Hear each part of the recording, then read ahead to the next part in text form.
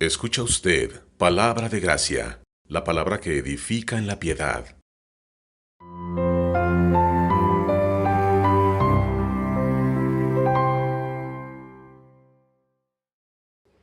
Bien, voy a hacer una oración breve, hermanos, para poder poner en las manos del Señor este breve estudio. Oremos. Amado Señor Dios y Padre, queremos agradecer por esta mañana, por este día, Señor, en el que nos concedes el congregarnos con el propósito de seguir escudriñando tu palabra, estudiándola, Señor. Danos de tu gracia, ayúdanos, Señor, a crecer en el conocimiento, Señor, y en la práctica de en nuestra vida como cristianos, Señor, sobre todo en todos los aspectos relacionados a la vida de la iglesia local, Señor. Obra, Señor, para alabanza de tu precioso, santo y maravilloso nombre, a fin de que tu pueblo pueda seguir siendo edificado y madurado, Señor. Por Cristo Jesús. Amén. Bien, hermanos, vamos a continuar el día de hoy con el estudio correspondiente a una serie que habíamos empezado ya hace algunos meses, que aborda los principios bíblicos para tratar el conflicto. Quise tomar esto en lugar de la lección de piedad en el hogar en esta ocasión para darle seguimiento también a esas enseñanzas. Solo que, dado por el tiempo que tenemos, la lección 3 tendremos que dividirla en dos partes. Hoy solamente daré una parte de la lección que teníamos preparada para enseñar con respecto a estos principios, y en otra ocasión continuaremos con la segunda parte de esta lección 3. Quiero nada más recordar un poco de lo que hemos estado viendo, lo que vimos ya hace algún tiempo con respecto a estos principios bíblicos para tratar el conflicto. El conflicto, hermanos, tenemos que recordar, es una realidad en medio de la humanidad desde el día en que el pecado entró a este mundo. Y la iglesia local no es la excepción. A causa del remanente de pecado, hay conflicto a menudo en medio de nosotros como creyentes, como cristianos. Pero la pregunta que estamos tratando de resolver o de comprender es: ¿cómo es que nosotros los cristianos podemos trabajar en unidad hasta que Jesucristo nuestro Señor regrese de nuevo? ¿Cómo podemos nosotros mantener la unidad a pesar de nuestro remanente de pecado cuando surgen diferencias entre los unos y los otros? Porque esto es algo que va a acontecer, hermanos. ¿Cómo debemos los creyentes bíblicos, hermanos, que somos llenos del Espíritu Santo y poseedores de la guía de la palabra de Dios, tratar nuestras propias diferencias? Eso es lo que estamos procurando abordar a través de esta serie de estudios, hermanos. Y destacábamos en el primer estudio, en la primera lección, algo muy importante, hermanos. De toda la humanidad, somos nosotros los creyentes quienes deberíamos estar mejor capacitados para abordar cualquier diferencia y conflicto. Dos razones dimos de eso. La primera de ellas, hermanos, es que nosotros tenemos las Sagradas Escrituras. En ellas se nos da instrucción detallada de cómo tratar las diferencias y controversias que surgen entre nosotros. Dice el autor Alexander Strauch, de quien hemos dicho nos estamos apoyando de su obra para desarrollar estas enseñanzas: a medida que los inspirados escritores del Nuevo Testamento abordaban estos temas, proveyeron instrucciones de incalculable valor sobre cómo los creyentes deben pensar, actuar y tratarse entre sí cuando surge el conflicto. Recordemos un poco, hermanos. Las cartas del Nuevo Testamento abordan diferencias que surgieron entre los creyentes de las iglesias locales de esos días. La carta de Pablo a los Gálatas, Pablo estaba dando instrucciones a los Gálatas de cómo tratar las diferencias que había entre los hermanos en esos días. La carta a los Corintios aborda lo mismo. La carta a los Filipenses, como veremos en un momento, abordaba también lo mismo. Nosotros como cristianos entonces tenemos mucha instrucción en la palabra de Dios para que podamos saber cómo deberíamos de dirigirnos cuando hay dificultades entre nosotros como iglesia, y aún hemos dicho también estos principios se aplican entre nosotros dentro de nuestros hogares. En segundo lugar, ¿por qué como cristianos deberíamos de estar más capacitados para abordar cualquier diferencia y conflicto? Bueno, Pues porque Cristo ha provisto el poder para hacerlo por medio del Espíritu, a fin de que seamos capaces de obedecer la palabra de Dios y capaces de controlar nuestras pasiones pecaminosas, hermanos. Una vez más, dice el autor, Jesús enseñó los principios únicos de humildad, servicio, perdón y amor. Pero también prometió enviar al Consolador para ayudar a sus discípulos a vivir según sus enseñanzas. Hermanos, si hemos nacido de nuevo, no estamos solos para aplicar estos principios bíblicos.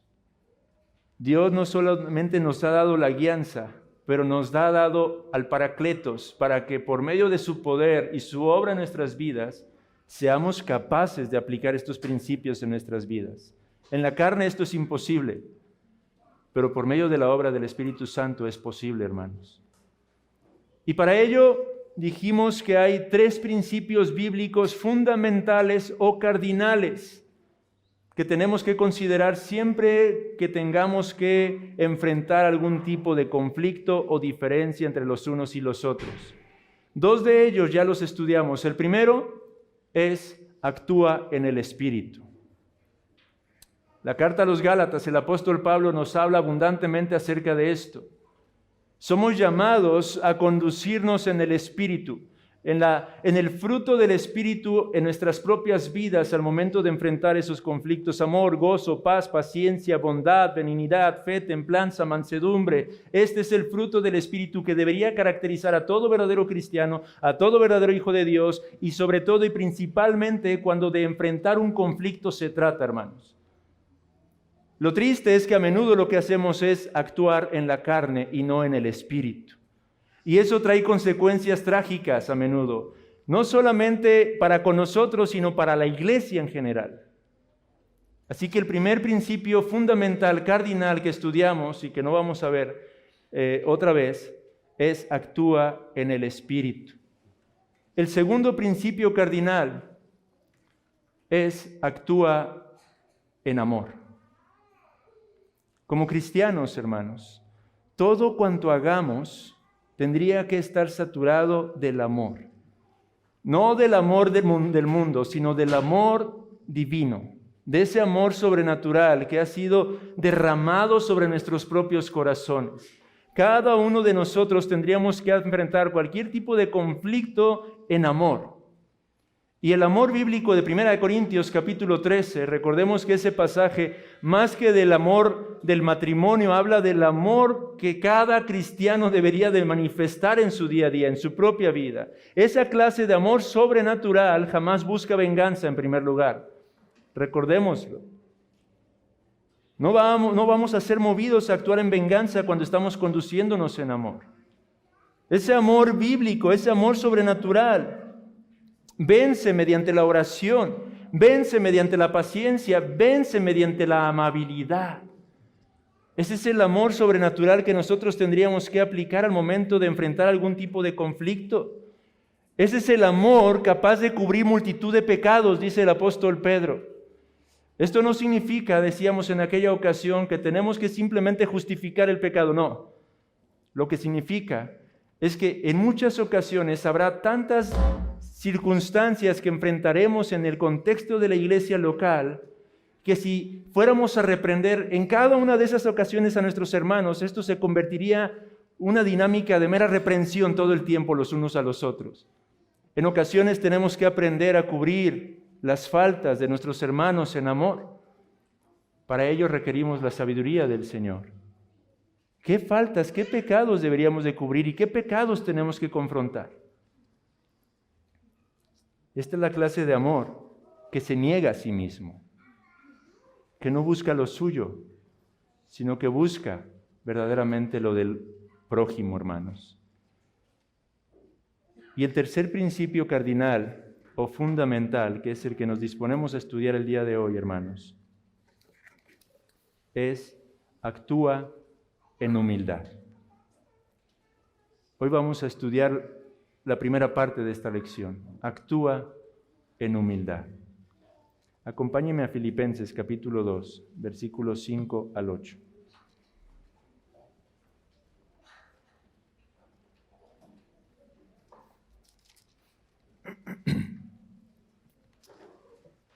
Dice este pasaje: haya pues en vosotros este sentir que hubo también en Cristo Jesús, el cual siendo en forma de Dios no estimó el ser igual a Dios como cosa a que aferrarse, sino que se despojó a sí mismo tomando forma de siervo, hecho semejante a los hombres. Y estando en la condición de hombre, se humilló a sí mismo, haciéndose obediente hasta la muerte y muerte de cruz. Este texto, hermanos, nos lleva a contemplar y a meditar la máxima muestra de humildad o de humillación en la persona y obra de nuestro Señor Jesucristo. Y quiero que pensemos un poco en el contexto de estas palabras, en el contexto de esta preciosa carta que Pablo escribe a la iglesia en Filipos. Y es que, hermanos, aunque la iglesia de los filipenses era una iglesia sólida y aún ejemplar, no era inmune a los conflictos. Había dificultades en medio de esta iglesia local. El orgullo, la ambición egoísta, las quejas y las luchas internas también existían en medio de esta iglesia local, hermanos. Como en la nuestra y como en cualquier otra iglesia local, hermanos. Y Pablo estaba preocupado por ello, de manera que uno de los propósitos que él tenía en mente al escribir su carta era el tratar precisamente estas situaciones que se estaban desarrollando entre los filipenses. Dice el autor Alexander Strauch: las semillas de la disensión habían sido sembradas y no debían permitirles brotar. Esta es una de las preocupaciones u ocupaciones de Pablo al escribir esta carta. Esas semillas de disensión, de división, de contienda ya estaban sembradas en el seno de la iglesia y Pablo no podía permitir que comenzaran a brotar y traer el mal fruto que esto a menudo trae consigo. Y es en este contexto que el apóstol a los gentiles escribió las palabras que leímos al principio. Haya pues en vosotros este sentir que hubo también en Cristo Jesús. Pero antes de estas palabras, leemos los primeros 2 versículos de este capítulo 2, en donde Pablo hace una emotiva petición a los creyentes, a los miembros de esa iglesia local. Observe versículos 1 y 2 del capítulo 2. Él les dice: por tanto, si hay alguna consolación en Cristo, si algún consuelo de amor, si alguna comunión del Espíritu, si algún afecto entrañable, si alguna misericordia, dice el apóstol, entonces completad mi gozo. ¿Y cómo, Pablo? ¿Cómo podemos completar tu gozo? Sintiendo lo mismo, dice el apóstol, teniendo el mismo amor, unánimes, dice, sintiendo una misma cosa. 4 cosas en particular está pidiéndoles el apóstol Pablo a los creyentes en Filipos. Él les dice: busquen la unidad de pensamiento, busquen el amor mutuo, busquen la armonía espiritual, busquen estar unidos en el mismo propósito de glorificar el nombre de su Dios. Estas 4 cosas que menciona en el versículo 2, hermanos, podemos resumirlas en una sola palabra. Busquen unidad. Pablo pedía a la iglesia en Filipos: busquen unidad. Amados hermanos, ¿y no oramos constantemente por eso los miércoles? ¿No clamamos al Señor pidiendo que preserve unidad en esta iglesia local, que nos conceda de su gracia para que esta iglesia pueda seguir manteniéndose unida en su peregrinar hasta el día en que Él regrese? La unidad es algo sumamente importante, hermanos, es algo fundamental en toda iglesia local. Pero la pregunta que cabe hacer es: ¿cómo? ¿Cómo se logra en una iglesia esta clase de unidad de la que habla el apóstol Pablo en el versículo 2? ¿Cómo podemos nosotros como iglesia local mantener esa unidad de pensamiento, ese amor mutuo, esa armonía espiritual y esa unidad de propósito? Podemos también resumir esto con una sola palabra: humildad. Haya pues en vosotros este sentir que hubo en Cristo Jesús. La humildad es algo esencial para mantener la unidad, hermanos. Es algo sumamente importante para que dentro de una iglesia local haya humildad. Pero antes de ilustrar la humildad a través del ejemplo de Cristo, el apóstol Pablo señaló algunas actitudes contrarias o incorrectas, actitudes que dañan la unidad y que son contrarias a la humildad. Y eso lo vemos en los versículos 3 y 4. Y es el primer punto de nuestra lección y el único que vamos a ver el día de hoy. Denunciando actitudes incorrectas en la iglesia. Las actitudes pecaminosas, dice un autor, hermanos, son el combustible para todo conflicto y de hecho siempre empeoran las cosas cuando hay algún tipo de diferencia. Versículos 3 y 4 dice: nada hagáis por contienda o por vanagloria, antes bien con humildad, estimando cada uno a los demás como superiores a él mismo, no mirando cada uno por lo suyo propio, sino cada cual también por lo de los otros. Strauch dice: cuando la actitud de Cristo del servicio humilde permea una iglesia local, ésta puede hacer frente a cualquier tormenta. Sin embargo, cuando lo que tristemente caracteriza a un grupo de creyentes es el orgullo, aún un desacuerdo menor podrá suscitar un torbellino de discusiones, incluso algo tan insignificante como cambiar el color de la pintura de una habitación puede dividir a un grupo como este. En el versículo 3, hermanos, podemos identificar dos aspectos promotores de la discordia y la división en cualquier iglesia local, en cualquier hogar. Pablo los identifica como contienda y vanagloria. Contienda y vanagloria. Y quiero que veamos estos dos aspectos. En primer lugar, contienda. ¿Qué quiso decir Pablo por contienda? Otras traducciones ponen allí la palabra rivalidad, otras egoísmo, otras ambición.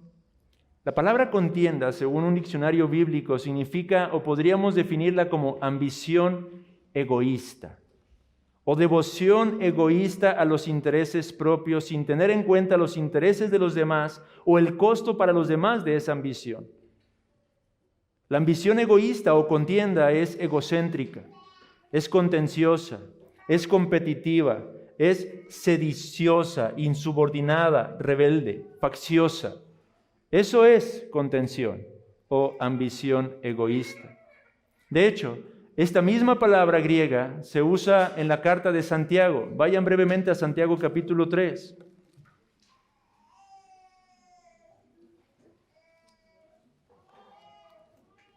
Versículo 15. Voy a leer desde el 14. Pero si tenéis celos amargos y contención, esa es nuestra palabra para ambición egoísta, en vuestro corazón, dice Santiago, no os jactéis ni mintáis contra la verdad.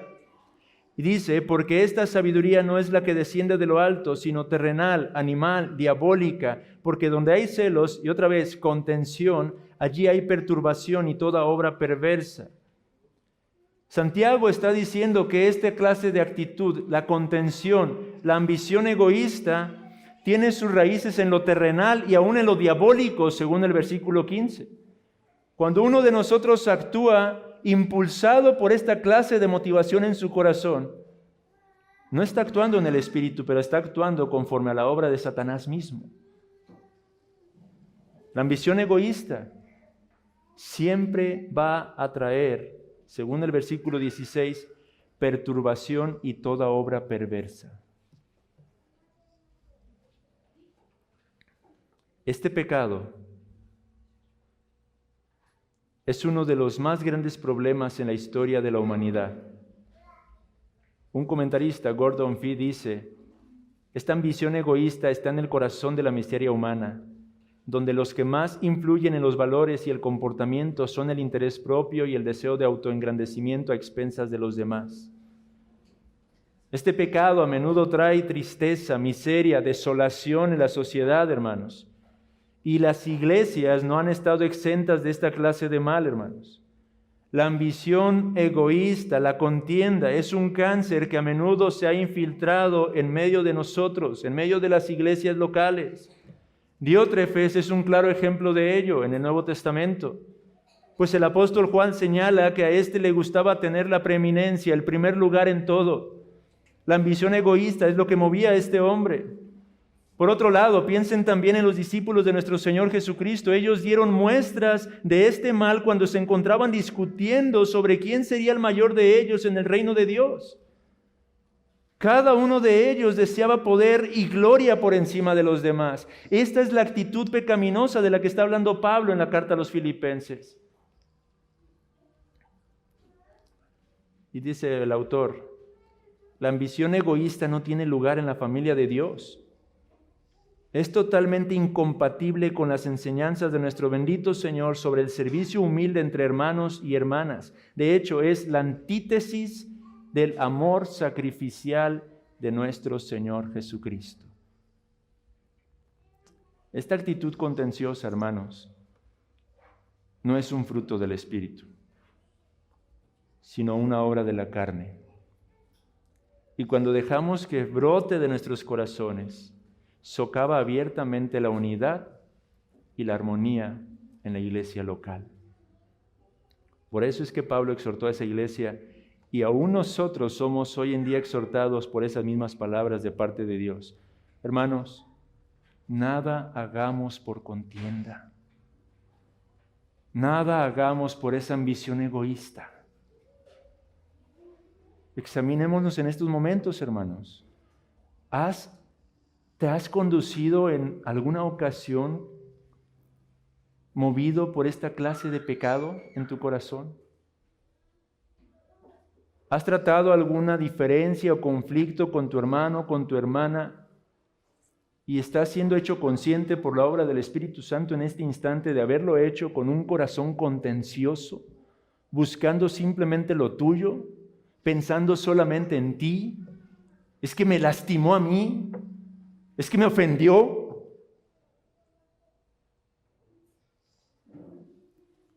Nada hagáis por contienda. Y la segunda palabra, hermanos, o por vanagloria, dice el apóstol Pablo. Vanagloria, o también podríamos llamarlo orgullo. Una realidad que los cristianos nunca deberíamos ignorar es que Satanás siempre está al acecho buscando destruir, hermanos. Dice el autor, casi no hay una mejor manera de dañar una iglesia ejemplar que a través del orgullo por poseer sana doctrina, dones espirituales, generosidad o éxito. Piensa en Proverbios 16, 18 que dice, antes del quebrantamiento es la soberbia y antes de la caída la altivez de espíritu. Así que provocar el orgullo en las personas, especialmente el orgullo por lo correcto, a menudo es un esquema eficaz utilizado por Satanás para corromper a una buena iglesia, hermanos. Quiero hacer una aclaración aquí, hermanos. No estamos diciendo que no debemos esforzarnos en crecer y corregir nuestros errores doctrinales. Es importante y necesario seguir creciendo en todo ello, pero el gran problema es el pecado de orgullo que a menudo permitimos que permee nuestras vidas a causa de ello. Un predicador dice, hacer un ídolo de la precisión doctrinal, del éxito ministerial o la rectitud moral conduce a constantes conflictos internos, arrogancia y a una autojustificación y opresión de quienes tienen opiniones distintas.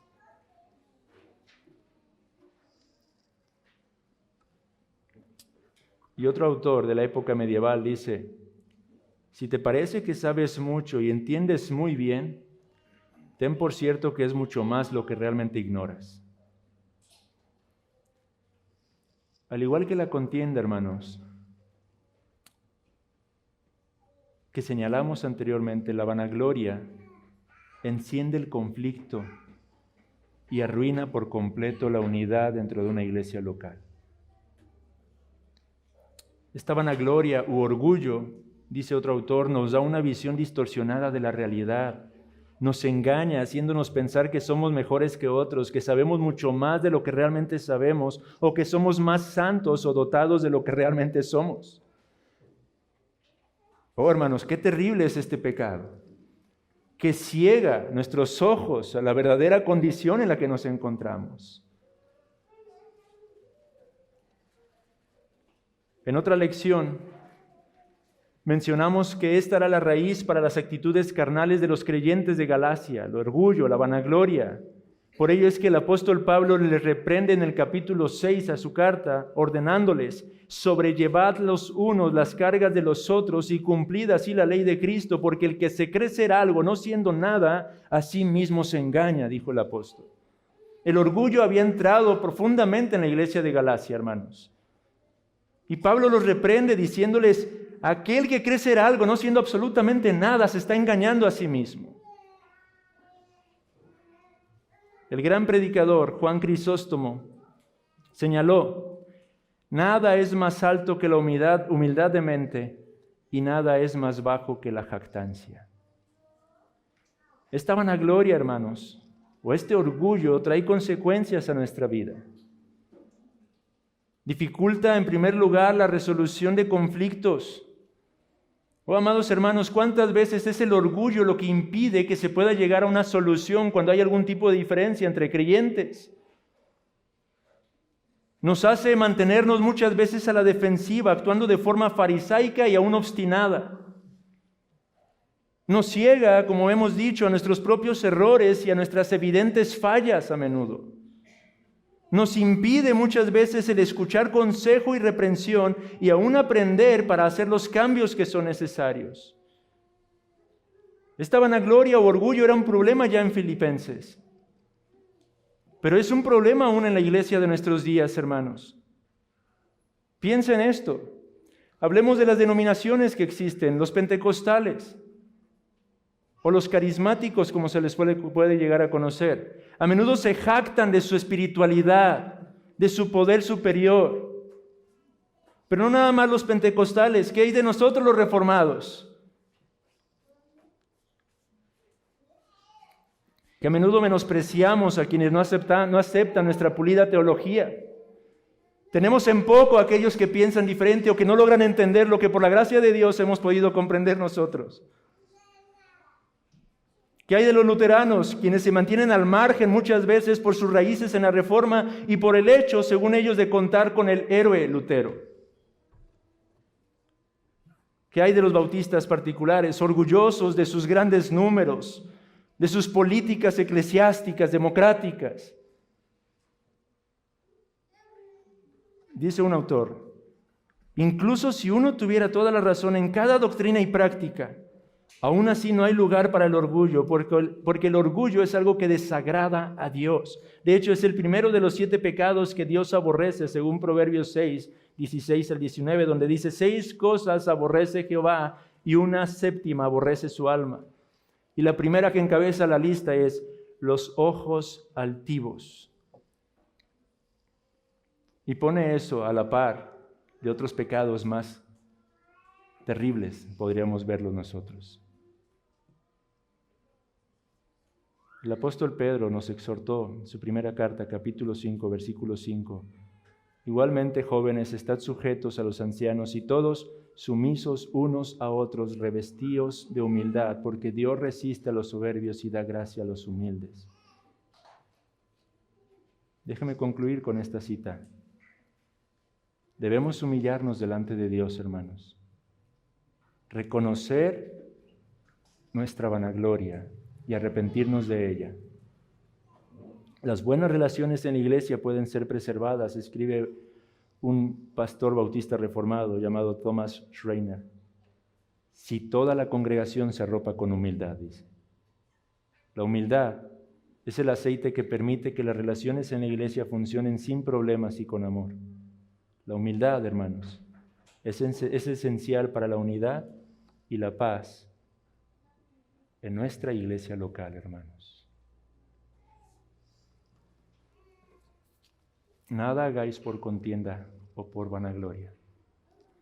Que el Señor nos lleve a examinarnos el día de hoy y posteriormente continuaremos con la segunda parte de esta lección, que por falta de tiempo hoy no podremos concluir, hermanos. Y veremos aspectos prácticos de la verdadera humildad en Cristo Jesús. Oremos. Palabra de Gracia llega a ustedes por el aporte de individuos y organismos comprometidos con la defensa de la fe. Para más información, comentarios o consejería, visite nuestra página de internet www.ibrg.mx, donde encontrará acceso a este y muchos recursos más que ponemos a su disposición para la edificación de la fe. Nuevamente le recordamos nuestra página de internet www.ibrg.mx. También encontrará gran cantidad de temas y estudios bíblicos para la edificación espiritual de su vida en el sitio web www.sacrateología.org, un sitio para la fe que busca entender. Le invitamos a conocer la Vía Clásica en www.laviaclásica.com, donde podrá descubrir muy interesantes artículos, reflexiones y cursos para la crianza y la educación cristiana en casa. Le exhortamos atentamente a escuchar nuestras transmisiones regulares en este canal por Nova Radio en www.facebook.com/Nova Radio MX, todos los sábados a partir de las 10 de la mañana y los domingos por la Campesina de 10 a 11 a.m. en el 97.7 de FM en la ciudad de Los Mochis, Sinaloa. No olvide ver y escuchar nuestras transmisiones en vivo el último jueves de cada mes en este canal por Nova Radio en www.facebook.com/Nova Radio MX/live-videos, donde también podrá interactuar con nosotros en tiempo real. Dios les bendiga.